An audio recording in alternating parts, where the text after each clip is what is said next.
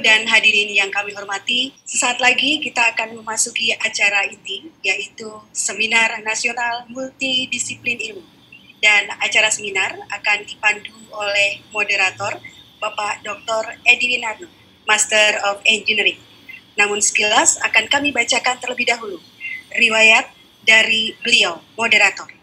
Nama Dr. Edi Winarno, Master of Engineering, pendidikan terakhir S3 Ilmu Komputer, Universitas Gadjah Mada, Yogyakarta.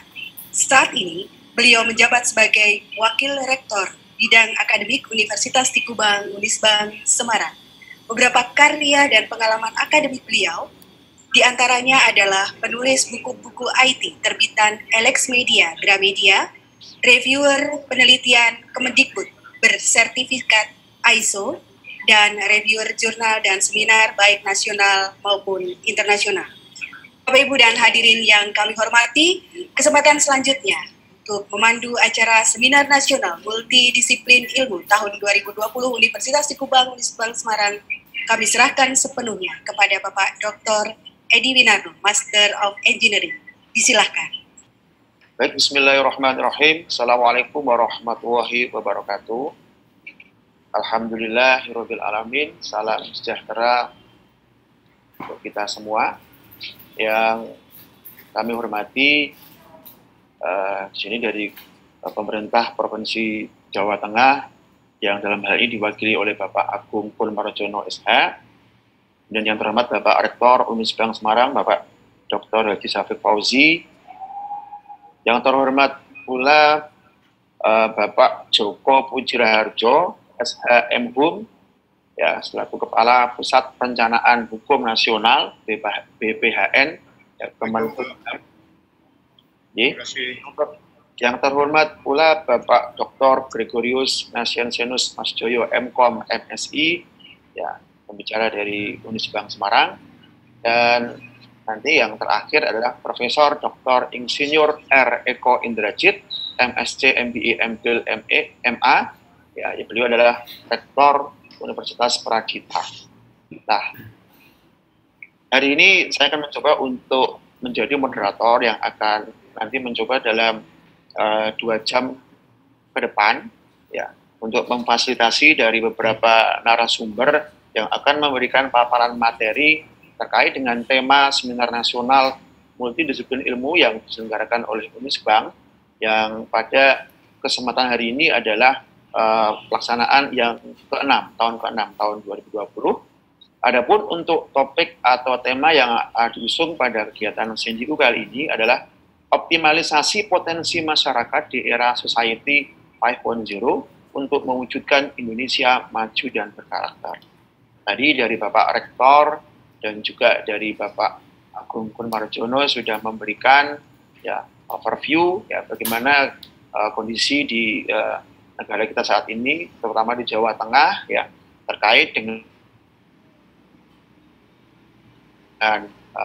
menghadapi ya 5.0 era masyarakat atau society 5.0 yang kita harus mau tidak mau ya ke depan harus menyiapkan diri ke sana. Bapak Ibu yang saya hormati, New Human Center Society adalah konsep yang dibangun ya pertama kali di Jepang, ya, yang dimana manusia itu menjadi fokus utama dalam pembangunan. Ya, masyarakat generasi pertama atau dikenal dengan 1.0 itu adalah masih dalam tataran manusia primitif ya, yang hobinya hanya berburu ya untuk makan. Kemudian kita berkembang masuk ke era 2.0 ya, itu masyarakat yang sudah mulai mengenal yang namanya pertanian, bercocok tanam. Gitu. Yang ketiga adalah masyarakat generasi sudah mengenal industri ya, dimulai dengan ditemukannya mesin uap ya dan lain sebagainya, dikenal dengan era 3.0 waktu itu.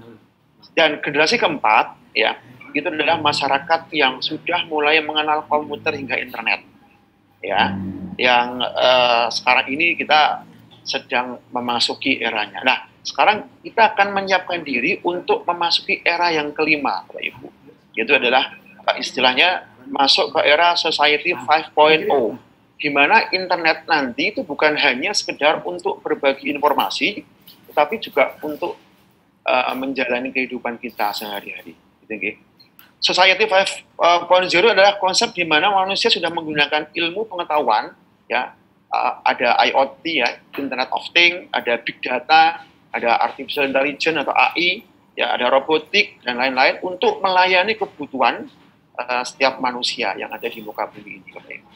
Nah, tujuannya apa dari Society 5.0 adalah mewujudkan masyarakat di mana manusia yang terlibat di dalamnya dapat menikmati hidup itu sesuai, ya, atau dapat menjalani kehidupan, ya, dengan aktivitas yang lebih positif, yang lebih aman, ya, nyaman dan sejahtera. Nah, berbagai kemudahan-kemudahan ini telah dirasakan oleh masyarakat, ya, dan nanti kemudahan ini nanti akan sekarang ini masih bersifat parsial dan belum terintegrasi.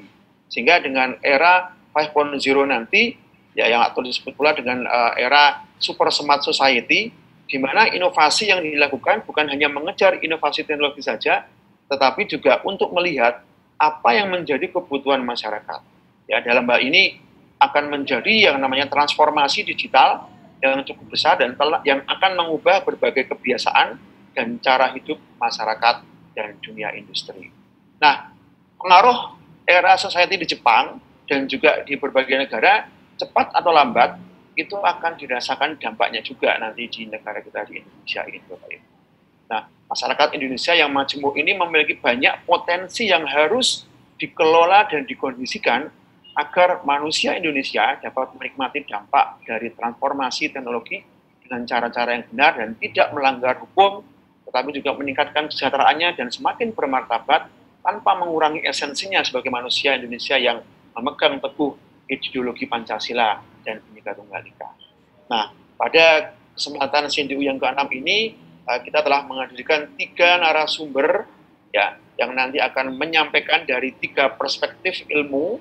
Yang pertama adalah nanti akan menyampaikan dari perspektif hukum, yang kedua perspektif ekonomi, dan yang terakhir nanti adalah perspektif di bidang IT. Nanti Bapak Ibu, para peserta diberikan kesempatan untuk bertanya, namun izinkan saya sebagai moderator untuk menghandle dahulu, ya, untuk memfasilitasi dari 3 narasumber ini untuk memberikan materi di awal terlebih dahulu. Nanti di sesi terakhir, Bapak Ibu nanti bisa bertanya. Pertanyaan bisa dituliskan di chat di Zoom, dan juga nanti bisa menanyakan secara live, ya, di Zoom juga. Nah, untuk itu yang pertama akan coba saya sampaikan biodata dari Bapak Joko Pujiraharjo, SHM Hum. Beliau adalah Kepala Pusat Perencanaan Hukum Nasional di unit kerja Badan Pembinaan Hukum Nasional atau BPHN, Kementerian Hukum dan Hak Asasi Manusia atau Kemenkumham Republik Indonesia. Pendidikan beliau adalah S1 Kepidanaan dari Fakultas Hukum UGM Yogyakarta, S2-nya juga dari UGM Yogyakarta tahun 2003. Nah, riwayat jabatan beliau mengawali jabatannya saat tahun 96, ya, sebagai Kasubag Kepegawaian di Kanwil Yogyakarta, kemudian Kabid Hukum Kanwil di Yogyakarta juga, Kabid Pelayanan Hukum Kanwil DI Yogyakarta juga, Kepala Divisi Pelayanan Hukum dan Hak Asasi Manusia tahun 2012 sampai 2014 di Kalimantan Selatan, Kepala Biro Umum Setjen, ya, Kepala Pusat Penelitian dan Pengembangan Hak Kelompok Khusus Balitbang HAM tahun 2015, Kepala Pusat Penelitian dan Pengembangan Kebijakan Balitbang Hukum dan HAM, ya, Kepala Pusat Penelitian dan Pengembangan Hak Asasi Manusia Balitbang Hukum dan HAM, Kepala Pusat Penyuluhan dan Bantuan Hukum, dan sekarang menjabat sebagai Kepala Pusat Perencanaan Hukum Nasional mulai tahun 2019 kemarin di BPHN. Baik Bapak Ibu, untuk waktu yang pertama ini kami aturkan kepada Bapak Joko Pujiraharjo untuk memaparkan materinya. Monggo dipersilakan Bapak. Terima kasih Pak Moderator, Pak Dr. Edi Winarno. Assalamualaikum warahmatullahi wabarakatuh. Selamat pagi menjelang siang Ibu Bapak sekalian. Yang terhormat Pak Rektor Universitas Digbang, Pak Dr. Syafiq Fauzi, juga yang kami hormati Bapak narasumber, Prof. Eko dan Pak Dr. Gregorius, serta Bapak Ibu kalau Pak yang mewakili Pak Gubernur Pak Agung sudah meninggalkan tempat ya. Bapak Ibu sekalian peserta seminar yang kami hormati. Jadi mungkin pada kesempatan ini sebagaimana tadi Pak Gubernur dalam sambutannya juga menyampaikan apresiasi, kami juga dari Kementerian Hukum dan HAM juga menyampaikan apresiasi yang setinggi-tingginya kepada Pak Rektor beserta seluruh jajaran Universitas di Kupang, karena kegiatan seperti ini, seperti nasional multidisiplin ilmu ini kan sekarang betul-betul kita butuhkan sebetulnya. Jadi untuk menjawab permasalahan yang ada di negara kita, jadi itu harus permasalahan begitu kompleks. Ini tentunya harus disikapi dengan sinergi antar semua disiplin ilmu yang ada.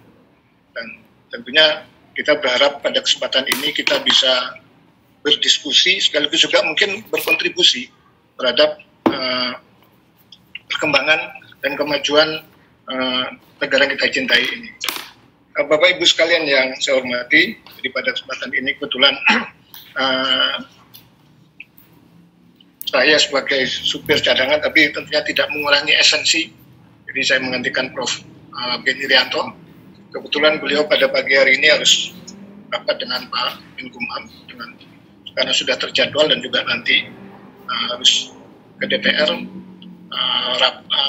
rapat panitia kerja dan membahas RUU Cipta Kerja, dan mungkin saya juga harus meluncur nanti ke sana, sehingga seandainya pun nanti saya berusaha untuk bisa mengikuti seluruh kegiatan ini sampai selesai, tapi seandainya pun nanti tidak bisa karena kemudian harus ke DPR juga, jadi kebetulan pembahasan RUU Cipta Kerja ini dilakukan secara simultan. Jadi mungkin nanti kalau seandainya ada pertanyaan bisa melalui tertulis ataupun WA. Jadi pada kesempatan ini tentunya dengan kondisi pandemi COVID ini sangat tepat sekali tema yang disampaikan oleh teman-teman dari Universitas di Kupang terkait dengan diskusi kita pada pagi hari ini, terkait dengan optimalisasi potensi masyarakat di era Society 5.0 untuk mewujudkan Indonesia maju dan berkarakter. Berbicara tadi sudah disampaikan oleh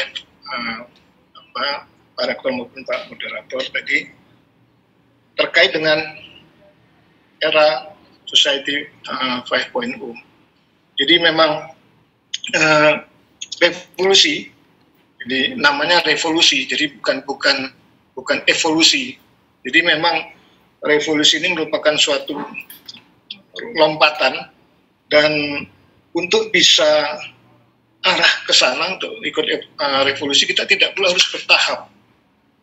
Jadi tidak perlu harus pada tahap revolusi 4.0 sekarang ke 5.0, tidak perlu harus yang sekarang kita berada pada situasi pada masa dari mulai 3.0 sampai 4.0, untuk bisa belajar harus belajar dari awal. Jadi kami contoh misalnya era periode tahun 70-an. Jadi Pak Habibie, almarhum Prof. Habibie, waktu itu beliau diberi tugas untuk membangun industri penerbangan. Jadi waktu itu banyak yang berpandangan katakanlah skeptis. Belum bisa bikin sepeda atau mesin jahit saja sudah membuat pesawat terbang. Jadi Pak Habibie mengatakan bahwa untuk bisa mencapai tahapan teknologi kita tidak perlu harus belajar dari bawah. Kita harus ada lompatan, dan yang harus kita butuhkan adalah yang apa sih yang menjadi kebutuhan dari negara kita. Nah, jadi negara kita adalah negara kepulauan, butuh transportasi. Yang paling mungkin adalah transportasi laut ataupun udara. Makanya beliau mengusulkan, karena kebetulan beliau pakar dari bidang penerbangan, mengusulkan industri penerbangan. Dan sama seperti kita, seperti sekarang. Jadi terkait dengan era industri 4.0 dan maupun 5.0. Kita pada saat dulu mungkin yang generasi seperti saya pada saat tahun 90-an komputer mulai booming di Indonesia. Kita mungkin harus belajar dengan program-program dari mulai MS-DOS, kemudian dulu ada COBOL, Pascal, Symfony dan sebagainya. Kemudian dengan adanya MS Word semuanya bisa lebih cepat. Dan kalau dulu untuk satu tahap revolusi industri dari 1.0 ke 2.0 itu sekian ratus tahun. Namun dari 2.0 ke 3.0 juga demikian. 3.0 sampai ke 4 itu juga membutuhkan waktu yang cukup lama. Tapi kemudian setelah itu sangat cepat sekali. Jadi termasuk tentunya ini harus disikapi oleh semua disiplin ilmu atau kita semua. Jadi termasuk juga tentunya dari masyarakat yang berkecimpung di bidang hukum.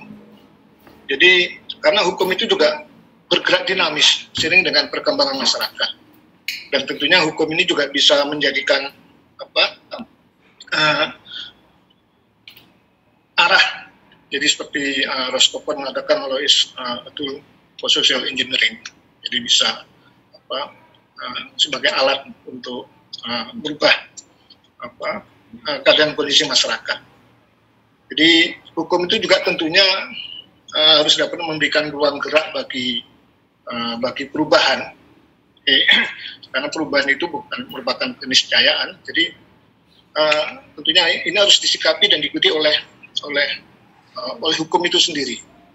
Sehingga kita tentunya mengenal istilah Latin tempora mutantur nos et mutamur illis. Jadi zaman itu berubah dan kita juga harus berubah bersamanya. Jadi kalau tidak tentu kita akan ketinggalan atau bahkan mungkin kalau istilah zaman dulu kita akan terlindas gitu. Tentunya juga hukum ini sebaiknya juga bukan menjadi penghambat. Jadi jangan sampai hukum ini menghambat usaha-usaha pembaruan karena hanya mempertahankan nilai-nilai ortodok. Jadi tentunya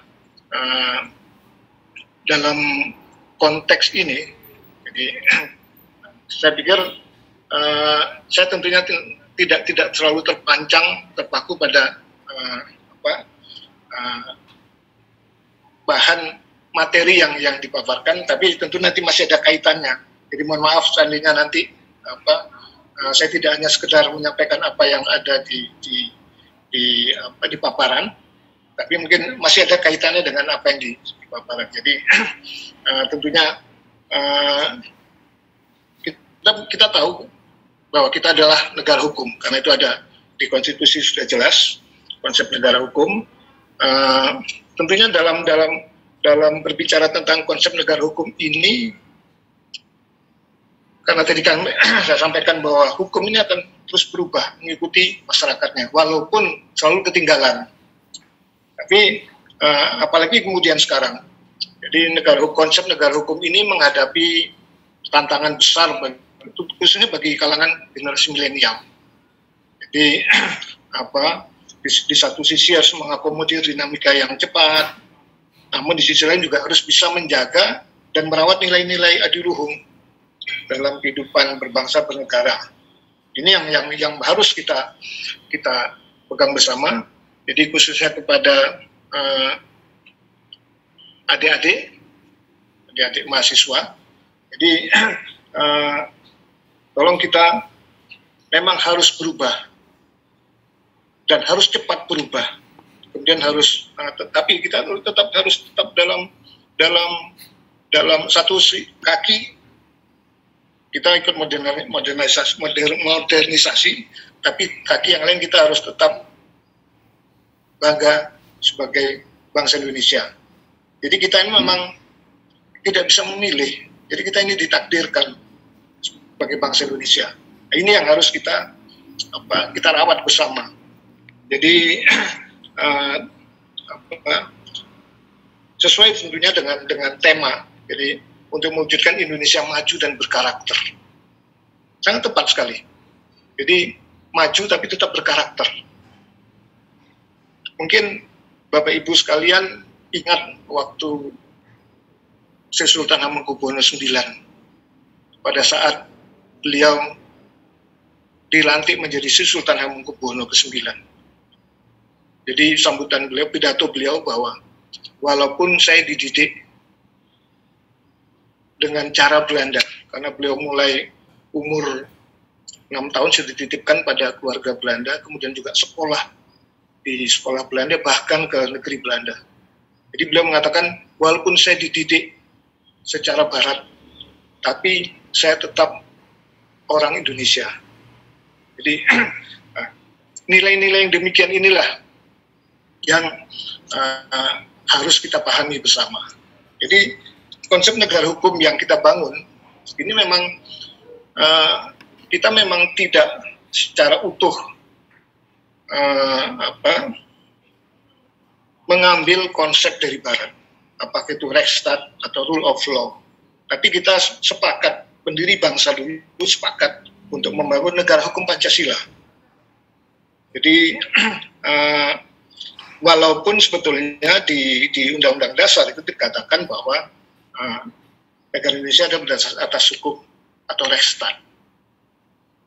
Nah, tentunya kalau terkait dengan ini ke depan dalam perkembangannya, kemudian ada pembangunan, termasuk di sini adalah pembangunan hukum. Jadi dalam pembangunan hukum ini ada sistem hukum nasional yang bersendinya adalah Pancasila dan Undang-Undang Dasar 45. Jadi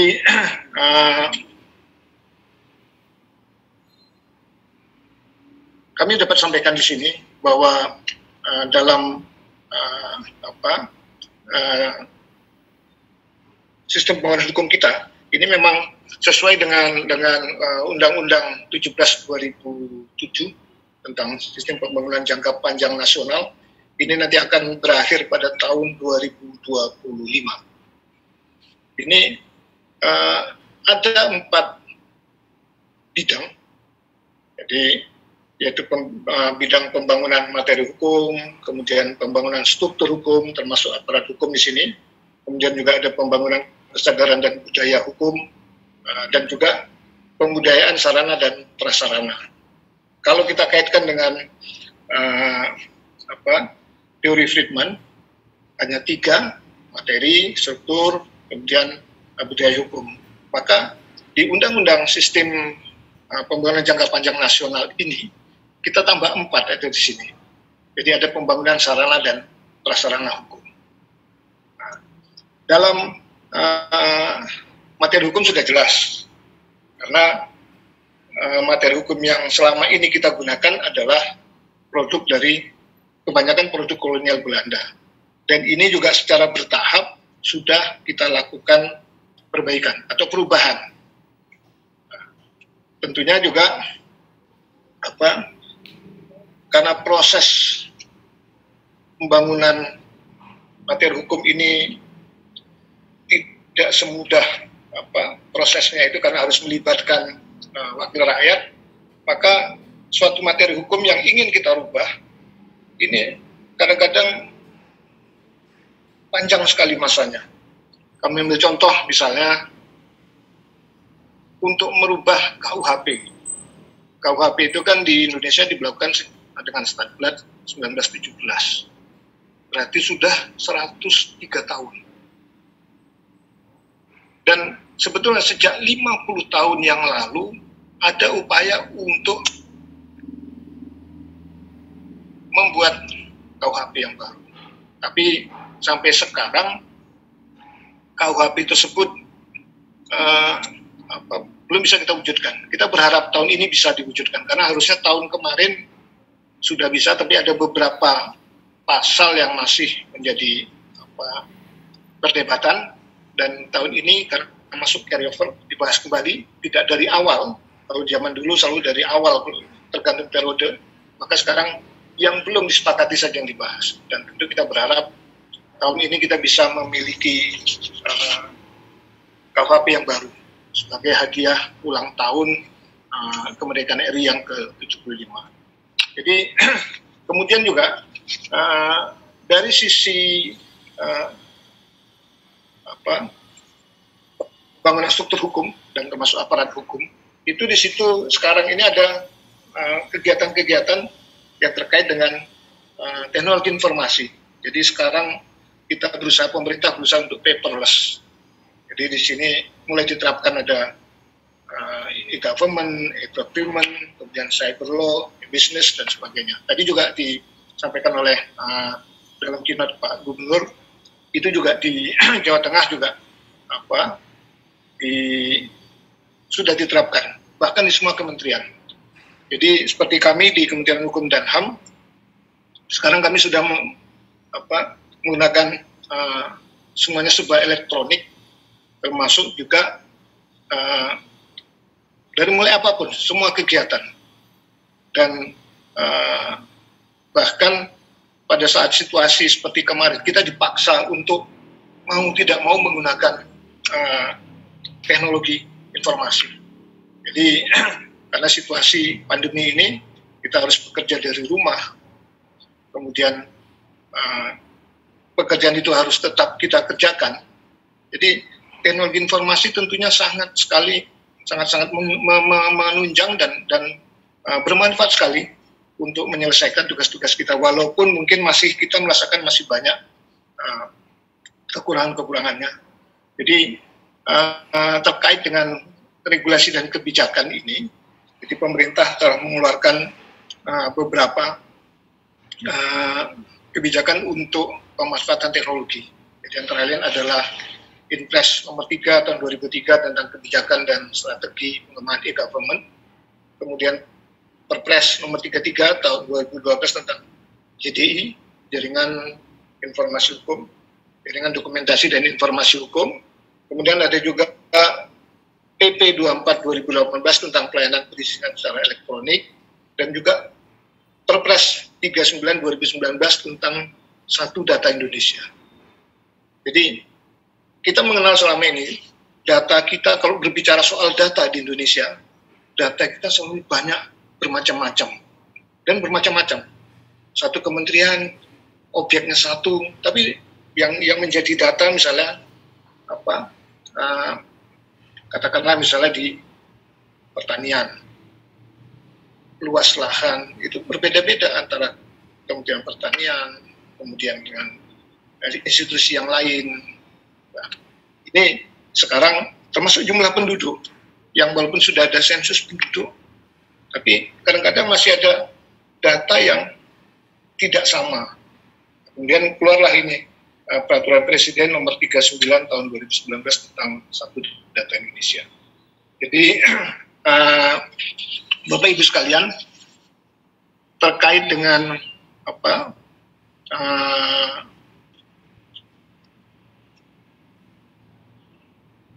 teknologi informasi sekarang, tentunya kita di samping harus merespon globalisasi maupun perkembangan teknologi informasi, tentunya dalam proses pembaruan sumber daya hukum ini, yang tadi merupakan salah satu bagian dari pembangunan struktur hukum termasuk aparat hukum, ini dibutuhkan tidak hanya knowledge, skill maupun attitude, tapi ini merupakan harus tetap juga berpijak pada realitas sosial dan budaya yang sangat berperan, yaitu multikultural. Jadi di samping kita memiliki pengetahuan, kemampuan maupun sikap, ini menjadi arah untuk merubah atau membangun orientasi dari pendidikan hukum kita agar menjadi profesional school di sini. Jadi di sini pendidikan harus merespon dan beradaptasi dengan singgungan budaya masyarakat. Tentunya juga dapat merespon perubahan sosiokultural masyarakat dan mentransformasi budaya berwatak Pancasila. Jadi sebetulnya kalau kita mensikapi ini, tidak perlu ada gesekan-gesekan di dalam masyarakat, karena kalau kita kembali lagi kepada akar budaya kita, jadi ada di situ adalah toleransi, gotong royong, tentunya situasi-situasi seperti sekarang ini yang beberapa waktu yang kita alami ini tentunya bisa diminimalisir. Jadi tugas dari kita semua terkait dengan pendidikan hukum ini, jadi tidak hanya sekali lagi tidak hanya memberikan bekal pengetahuan maupun keterampilan, tetapi juga sikap. Nah, sambil contoh misalnya terkait dengan pendidikan hukum ini. Jadi kita kadang-kadang secara tidak langsung, secara tidak sadar, kita kadang-kadang sejak para orang tua khususnya, kita semua ini, kadang-kadang memberikan pendidikan secara tidak langsung pada anak-anak kita. Saya ambil contoh misalnya, ketaatan terhadap peraturan lalu lintas. Jadi, mohon maaf, mungkin pagi-pagi kita selalu melihat sebelum pandemi ya, ibu-ibu misalnya menggoncengkan anaknya untuk mengantar sekolah. Jadi ibu itu menggonceng di belakang anaknya yang agak besar, kemudian masih menggendong anaknya yang masih bayi, bahkan mungkin sedang hamil, tapi mengantar sekolah karena alasannya dekat, tidak pakai helm. Jadi makanya itu sama saja sebetulnya kita telah mendidik anak kita dari kecil, bahkan mungkin masih di dalam kandungan, itu untuk melanggar hukum. Jadi contoh dari kita semua, dari orang tua, ini merupakan panutan dari anak-anak. Jadi kedepannya mari kita menyadari ini, termasuk dalam situasi seperti pandemi ini. Ada kewajiban untuk menggunakan masker. Tapi banyak bagi kita di lingkungan, di tempat-tempat umum tidak menggunakan masker. Padahal sudah dijelaskan bagaimana bahayanya COVID-19 ini dan bagaimana penularannya. Jadi kemudian ada peraturan. Setiap pemerintah daerah, provinsi, kabupaten, kota, kadang-kadang ada aturannya, misalnya didenda. Tapi dalam praktek tidak diterapkan. Penerapannya hanya mungkin menyapu jalan, itu saja hanya sekitar osek-osek sebentar sudah dipakaikan pakaian rompi, melanggar aturan. Tapi kemudian juga tidak ada, di samping aturannya tidak ditegakkan, juga tidak secara konsisten diterapkan. Nah, tentunya ke depan kita ingin dengan adanya teknologi informasi, tentunya perkembangan hukum ini, pembangunan hukum ini harus juga mengikuti perkembangan teknologi. Jadi perkembangan teknologi ini kan sangat cepat sekali. Jadi peran-peran manusia ini tentunya kalau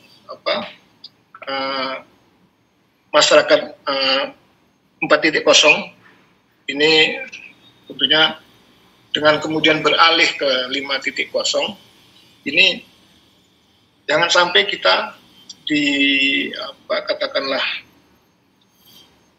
terjebak dengan perkembangan teknologi selama ini. Jadi kita tetap harus menjadi bisa menguasai perkembangan teknologi itu sendiri. Jadi bukan kita malah menjadi menjadi korban dari kemajuan teknologi tersebut. Jadi walau bagaimanapun juga yang penting adalah kita bukan hanya sebagai objek saja, tapi juga sebagai subjek maupun sebagai objek dalam kemajuan teknologi ke depannya. Jadi